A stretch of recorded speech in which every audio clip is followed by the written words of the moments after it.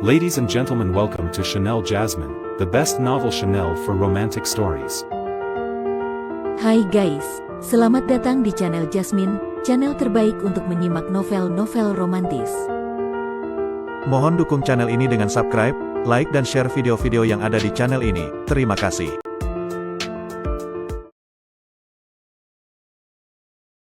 Kaisar Agung Seni Bela Diri Bab 1233. Usulan penguasa Dao sejati Wu Ji tak ditolak oleh penguasa Dao sejati Wuxin maupun Yin Longzun, karena memang itu solusi terbaik. Sebelumnya, mereka telah lebih dulu meninjau reruntuhan dewa tersebut dan berhasil menemukan 3 harta karun, sebuah cakram Dao abadi, sebuah akar ilahi air dan api, serta sebuah mutiara pewarisan ajaran. Cakram Dao abadi bukanlah harta jadi, melainkan embrio harta abadi yang belum terbentuk sempurna. Meski nilai awalnya tampak lebih rendah, cakram ini memiliki potensi luar biasa. Jika pemiliknya mampu membuktikan diri hingga menjadi dewa abadi, cakram itu akan meningkat dan berubah menjadi senjata abadi yang sangat kuat. Akar ilahi air dan api adalah harta langka setingkat obat ilahi. Buah dari akar tersebut mengandung kekuatan Dao air dan api, mungkin dapat digunakan untuk meramu pil abadi yang memungkinkan penguasa Dao sejati menembus batas dan terbang ke langit keabadian. Namun, membuat pil abadi bukan perkara mudah. Selain resep langka, api suci untuk meramu pil juga sulit ditemukan. Dibandingkan 2 harta sebelumnya, mutiara pewarisan ajaranlah yang paling diperhatikan para penguasa Dao sejati. Mereka tidak terlalu peduli dengan teknik dan keajaiban yang biasa ditemukan dari reruntuhan dewa karena sudah terlalu banyak yang mereka miliki. Yang benar-benar dicari adalah apakah mutiara itu menyimpan kekuatan warisan kuno yang dapat memberikan pencerahan dahsyat dan peluang besar menembus keabadian. Tentu saja, mereka sudah pernah memiliki beberapa mutiara sejenis, dan meskipun beberapa menyimpan warisan, tidak ada yang cukup kuat untuk menjadi peluang menembus keabadian yang sesungguhnya. Ketiga harta itu dijaga oleh kutukan dan perangkap yang berbeda-beda sesuai dengan kekuatan yang mencoba membuka. Jika yang membuka adalah para penguasa Dao sejati, maka kekuatan kutukan bisa mencapai tingkat penguasa Dao sejati bahkan Dao abadi. Jika yang membuka hanya kultivator biasa, kekuatan kutukan akan berkurang sesuai tingkat mereka. Jelas bahwa peninggalan dewa ini hanya bisa didapat oleh mereka yang benar-benar luar biasa dalam tingkatannya. Setelah 4 penguasa Dao sejati sepakat dengan usulan tersebut, langkah selanjutnya pun jelas, masing-masing pihak memilih para ahli di bawah tingkat penguasa Dao sejati untuk menjelajah reruntuhan dan merebut berkah yang ada. Luo Xiu mengira bahwa dalam eksplorasi reruntuhan ini, yang diizinkan masuk paling kuat pasti adalah para suprim, atau setidaknya kultivator tingkat suprim. Namun kenyataannya, di seluruh alam semesta, termasuk dunia 8 suprim, suku naga Taixu, dan sekte Xuan Huang, jumlah kultivator yang mencapai tingkat suprim tidak banyak. Mereka tidak mungkin mengerahkan seluruh para suprim hanya demi satu reruntuhan, dan dengan pembatasan jumlah yang dibuat oleh 4 penguasa Dao sejati, masing-masing pihak hanya mengirim 10 suprim dan 100 kaisar agung 9 roda untuk bersaing dalam reruntuhan. Dalam kuota ini, Luo Xiu jelas mendapat jatah. Berkat hubungan dengan penguasa Dao sejati Wu Ji, keempat panglima besar di bawahnya juga masing-masing mendapat jatah. Duan Kong yang telah mencapai tingkat penguasa Dao tidak diperbolehkan masuk kali ini, tapi Qizong, Zai Cheng, Di Kuai, dan Fei Xue semuanya sudah memiliki kekuatan suprim, apalagi didukung dengan teknik dan keajaiban Dao abadi, sehingga kekuatan mereka luar biasa. Pergilah, semoga beruntung, ucap leluhur Huang sambil melambaikan tangan dan menatap Luo Xiu dengan makna yang dalam. Jika ada kesempatan, dapatkanlah mutiara pewarisan itu, bisik penguasa Dao sejati Wu Ji di telinga Luo Xiu. Luo Xiu sudah tahu tentang 3 harta tersebut dari penguasa Dao sejati Wu Ji, dan tanpa ragu mengangguk setuju. Meski tanpa perintah guru, ia akan berusaha mendapatkan sebanyak mungkin berkah. Reruntuhan dewa tertutup kabut tebal yang membatasi penglihatan dan indera, sehingga para kultivator hanya bisa melihat dalam radius kurang dari 100 meter. Menembus kabut itu, Luo Xiu tidak merasakan keberadaan siapapun sampai hampir 1 jam perjalanan, ketika kabut tiba-tiba menghilang dan kakinya menginjak tanah berwarna coklat tua.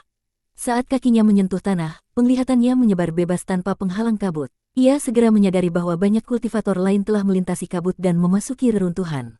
Para kultivator itu berasal dari kedua kubu, namun tak ada satupun yang berkomunikasi.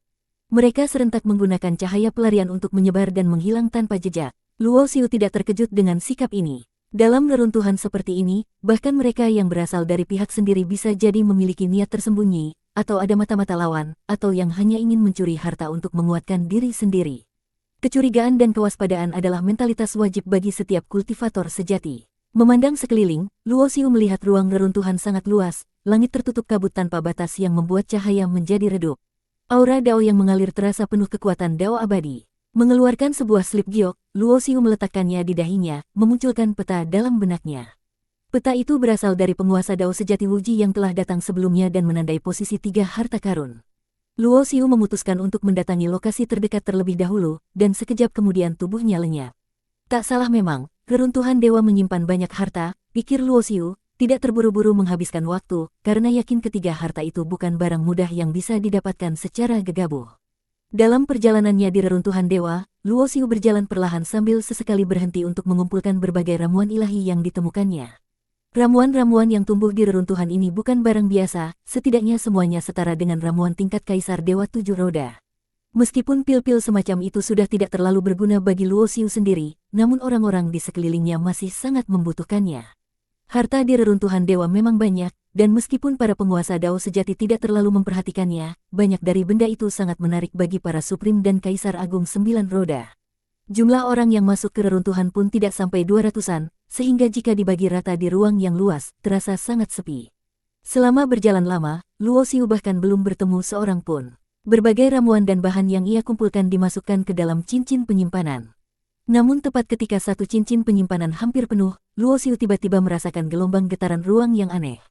Sebuah raungan menggema sebelum terdengar dengan telinga, karena indera batinnya telah lebih dahulu mendeteksi bayangan hitam yang melesat ke arahnya. Pencuri yang menyerangnya bergerak lebih cepat dari suara.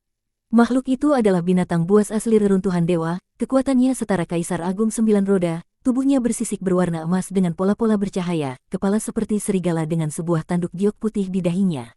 Boom! Menghadapi serangan binatang buas sekelas ini, Luo Xiu hanya mengangkat satu telapak tangan dan menghantamnya hingga terlempar.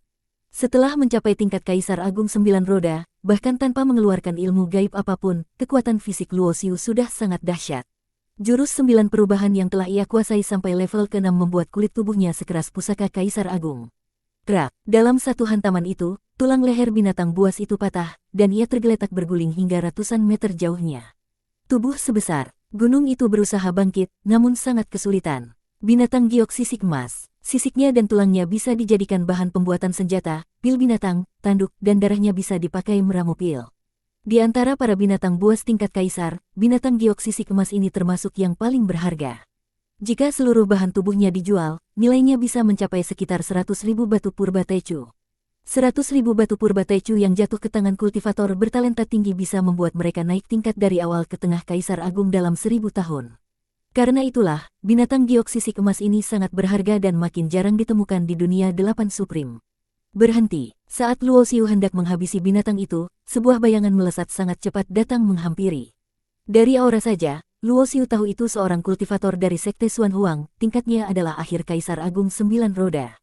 Tubuhnya tinggi ramping, wajah putih bersih, rambut abu-abu panjang diikat pita hitam di belakang, dan punggungnya membawa labu kuning yang retak. Pria itu hanya berkata, berhenti, dan segera menyerang. Tangannya membentuk sebuah tangan raksasa dari kekuatan Dao untuk menangkap binatang itu, sementara tangan lain melepaskan sinar hitam menusuk ke arah dahi Luo Xiu dengan niat membunuh. Sebelum memasuki reruntuhan, Luo Xiu sudah bersiap untuk bertarung kapan saja.